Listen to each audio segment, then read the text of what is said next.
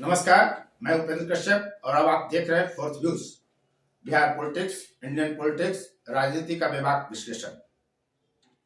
देश में एक नारा चल रहा है, जो राम को लाए हैं वही श्री कृष्ण को लाएंगे। देश के पहले प्रधानमंत्री बन गए नरेंद्र मोदी, जो श्री कृष्ण जन्म स्थान चले गए। हालांकि वे अभी तक 4 बार मथुरा गए। यह सब विषाद किस लिए बिछाया जा रहा है?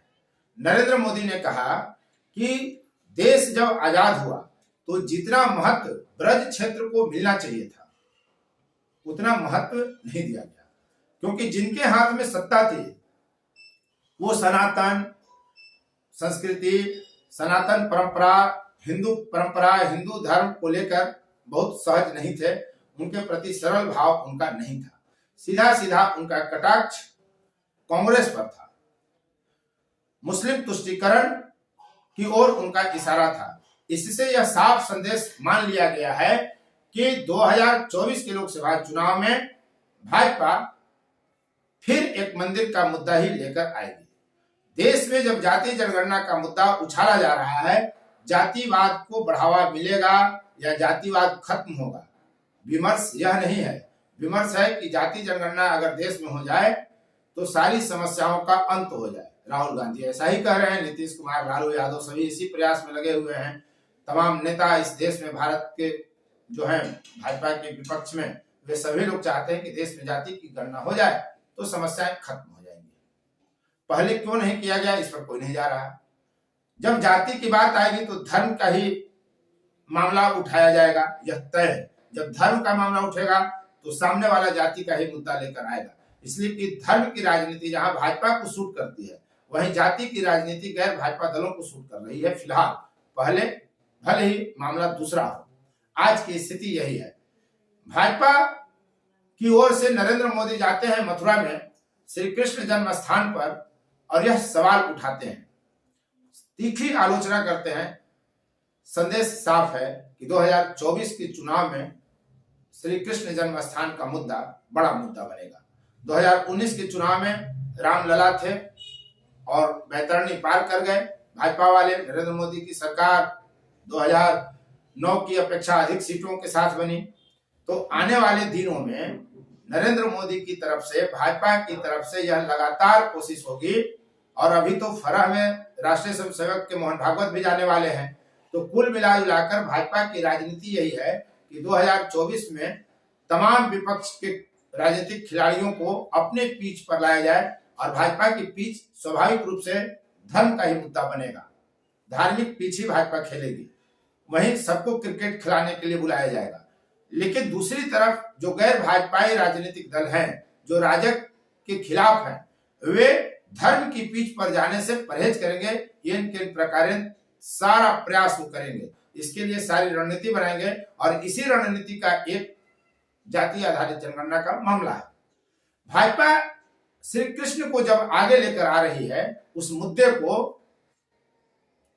तो मामला सिर्फ 2024 के लोकसभा चुनाव में हिंदुओं के एकजुट करने का ही नहीं है। इस देश में कई रिपोर्ट ऐसे हैं जो बताते हैं कि भारत में यादवों की संख्या लगभग 11 से 15% है। बिहार में 14.26% है।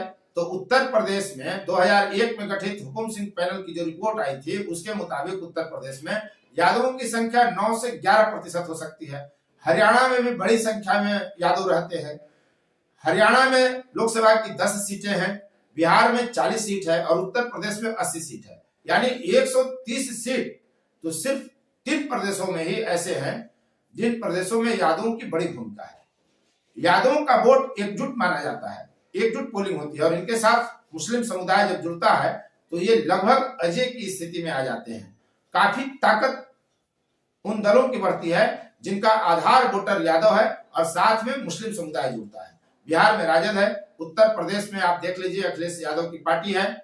इसीलिए अखिलेश यादव भी बचकर बयान दे रहे हैं। वे कह रहे हैं कि मोदी क्या, हर भक्त, बहुत लोग ऐसे हैं जो पैदा लेते हैं और मथुरा चले जा रहे हैं, रोज जाते हैं, बराबर जाते हैं, उनकी चर्चा क्यों नहीं? दरअसल सपा की दुविधा है।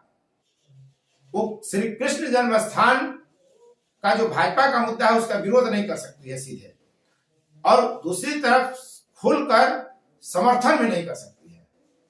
दोनों ही स्थिति में उसको मुसलमान वोट के खुद से छिटकने की समस्या है। बिहार में राजद और नीतीश कुमार के साथ भी यही समस्या है। यादवों की स्थिति यह है कि जो यादव भाजपा के विरोध में चाहे अखिलेश के साथ हो या लालू के साथ हो, वो भी श्री कृष्ण जन्म स्थान के मुद्दे पर भाजपा के साथ दिखेंगे। वो उनकी अपनी धार्मिक आस्था है। बहुत बड़ी ऐसी संख्या है जो राम के अस्तित्व को तो नकारते हैं, लेकिन उनमें साहस नहीं है कि उस श्री कृष्ण के अस्तित्व को नकार दें। इसलिए कि श्री कृष्ण से जुड़ी जो आबादी है, जो जाति है, अखिलेश यादव हो या तेजस्वी तेज प्रताप हो, सबने अपने को श्री कृष्ण का वंशज बताया है। पता ही है आपको कि बिहार में गोवर्धन महोत्सव भाजपा ने इसीलिए किया था कि हम यादवों को अपने पाले में डुबा सकें। यादव उनके पाले में अगर नहीं भी जाएंगे तो थोड़ा शांत हो जाएंगे। इसका भी लाभ चुनावी राजनीति में मिलता है। तो आने वाले समय में यादवों को साधने की कोशिश भाजपा की तरफ से हो रही है। राजद भूमिहारों को साधने में लगा हुआ है। तो तमाम राजनीतिक दल जो हैं, जदयू भी महादलितों को साधने के लिए फिर से राजनीतिक आयोजन करने जा रही है, भाजपा भी वही कर रही है। तो मिला जुलाकर अभी देश की स्थिति यही है कि तमाम राजनीतिक दल जातियों को साधने का प्रयास कर रहे हैं। उनका टारगेट आपका विकास बाद में है, वो सेकेंडरी है। राज्य की आर्थिक स्वास्थ्य क्या होगी इसकी चिंता किसी को नहीं है। आपका स्वास्थ्य कैसा रहेगा इसकी भी चिंता नहीं है। मूल बात यह है कि देश के जितने भी राजनीतिक दल हैं, चाहे वो भाजपा हो या कांग्रेस हो, चाहे वो राजग हो, चाहे INDIA में शामिल नेता हो या वामपंथी गठबंधन हो, सभी का मकसद यह है कि कैसे जातीय समीकरण को साधकर 2024 के लोकसभा चुनाव में अधिक से अधिक सीट ले आया जाए। बहरहाल नरेंद्र मोदी ने क्या कुछ कहा मथुरा पहुंचकर, वह भी आप सुनिए और खुद आकलन करिए कि देश कहां जा रहा है। धर्म बनाम जाति के बीच पर लोकसभा का चुनाव होना तय माना जा रहा है और यही होने जा रहा है। अभी तक आप इस वीडियो में बने रहे, इसके लिए आपको बहुत बहुत धन्यवाद। देखिए नरेंद्र मोदी का वीडियो। मेरे परिवारजनों, व्रत के बारे में हमारे संतों ने कहा है, वृंदावन सो वन नहीं, नंद गांव सा गांव, बंसी वट सो वट नहीं, कृष्ण नाम सो गांव। अर्थात वृंदावन जैसा पवित्र वन कहीं और नहीं है, नंदगांव जैसा पवित्र गांव नहीं है, यहाँ के बंशी वट जैसा वट नहीं है, और कृष्ण के नाम जैसा कल्याणकारी नाम नहीं है। ये व्रज क्षेत्र भक्ति और प्रेम की भूमि तो है ही। ये हमारे साहित्य, संगीत, संस्कृति और सभ्यता का भी केंद्र रहा है। इस क्षेत्र ने मुश्किल से मुश्किल समय में भी देश को संभाले रखा। लेकिन जब देश आजाद हुआ तो जो महत्व इस पवित्र तीज को मिलना चाहिए था, दुर्भाग्य से वो नहीं हुआ। जो लोग भारत को उसके अतीत से काटना चाहते थे, जो लोग भारत की संस्कृति से, उसकी आध्यात्मिक पहचान से विरक्त थे, वो आजादी के बाद भी गुलामी की मानसिकता नहीं त्याग पाए। उन्होंने ब्रज भूमि को भी विकास से वंचित रखा। भाइयों और बहनों, आज आजादी के अमृत काल में पहली बार देश गुलामी की उस मानसिकता से बाहर आया है। हमने लाल किले से पंच प्राणों का संकल्प लिया है। हम अपनी विरासत पर गर्व की भावना के साथ आगे बढ़ रहे हैं। आज काशी में विश्वनाथ धाम भव्य रूप में हमारे सामने है। आज उज्जैन के महाकाल महालोक में दिव्यता के साथ साथ भव्यता के दर्शन हो रहे हैं। आज केदार घाटी में केदारनाथ जी के दर्शन करके लाखों लोग धन्य हो रहे हैं। और अब तो अयोध्या में भगवान श्री राम के मंदिर के लोकार्पण की तिथि भी आ गई है। मथुरा और ब्रज भी विकास की इस दौड़ में अब पीछे नहीं रहेंगे।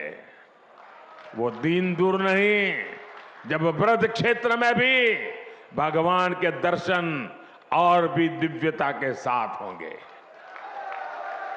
मुझे खुशी है कि ब्रज के विकास के लिए उत्तर प्रदेश ब्रज तीर्थ विकास परिषद की स्थापना की गई है। ये परिषद श्रद्धालुओं की सुविधा और तीर्थ के विकास के लिए बहुत से काम कर रही है। ब्रज रज महोत्सव जैसे कार्यक्रम विकास की इस धारा में अपना प्रकाश भी बिखेर रही है। साथियों, ये पूरा क्षेत्र कान्हा की लीलाओं से जुड़ा है। मथुरा, वृंदावन, भरतपुर, करौली, आगरा, फिरोजाबाद, कासगंज, पलवल, बल्लभगढ़ जैसे इलाके अलग अलग राज्य में आते हैं। भारत सरकार का प्रयास है कि अलग अलग राज्य सरकारों के साथ मिलकर हम उस पूरे इलाके का विकास करें।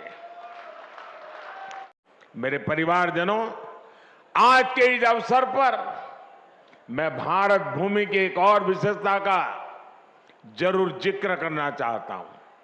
ये भारत भूमि की अद्भुत क्षमता है कि जब जब उसकी चेतना पर प्रहार हुआ, जब जब उसकी चेतना कमजोर पड़ी, देश के किसी न किसी कोने में एक जागृत ऊर्जा पुंज ने भारत को दिशा दिखाने का लिए संकल्प भी लिया, पुरुषार्थ भी किया। यदि आपको न्यूज पसंद आया हो, वीडियो पसंद आया हो, विश्लेषण अच्छा लगा हो तो चैनल को जरूर सब्सक्राइब करिए, शेयर, लाइक, कमेंट करिए ताकि आपकी पसंद का वीडियो हम आप तक पहुंचाते रहें। जय हिंद, जय भारत। फोर्थ व्यूज, चौथा विचार, बाकी फिर